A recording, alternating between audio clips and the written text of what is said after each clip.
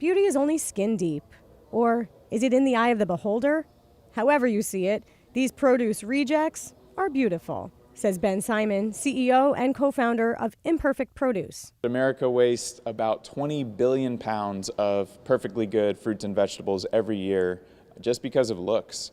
And so that's product that never leaves the farms. Like these mandarins. A little bit of green right there, but it's still going to be perfectly good and juicy on the inside. So Ben Simon and his co-founder Ben Chesler created a company that saves that produce.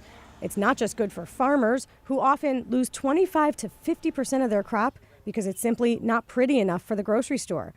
But there's also a huge environmental impact, says Simon. Food waste is a huge driver of climate change and negative environmental impact. So in America, we waste about 40% of all the food that's grown.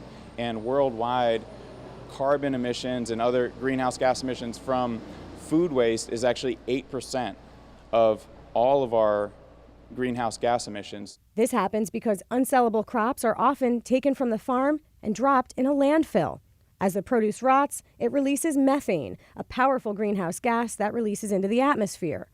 But Imperfect picks up the unwanted food items from the farm and delivers it right to people's homes. The California company just expanded into New Jersey and will reach places like Newark and Jersey City that are known for being food deserts. Food deserts are a huge issue because you have people who might live several miles from a grocery store and not really have access to fresh fruits and vegetables. We actually even have a additional reduced cost box for anyone who qualifies for SNAP. SNAP is the Supplemental Nutrition Assistance Program, a federal food subsidy for low-income individuals and families. So there are about 1 million recipients on SNAP benefits, which is very close to the 900,000 New Jersey neighbors that are food insecure throughout the state. Meaning they don't know where their next meal will come from, according to Carlos Rodriguez, CEO of the Community FoodBank of New Jersey. They too run a food capturing program, working with manufacturers, ports, retail stores, and farmers, rescuing 16 million pounds of food in a single year. As food waste goes down, we're hoping that the financial access for our neighbors increases or price of those products decreases, so that at the end of the day, everyone has the nutrition they need to thrive in our state.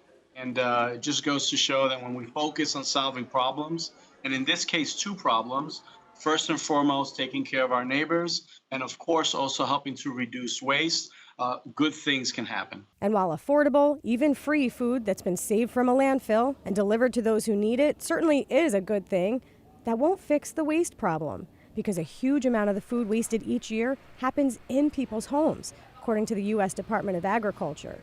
In 2015, it launched an initiative to reduce 50% of food waste by the year 2030.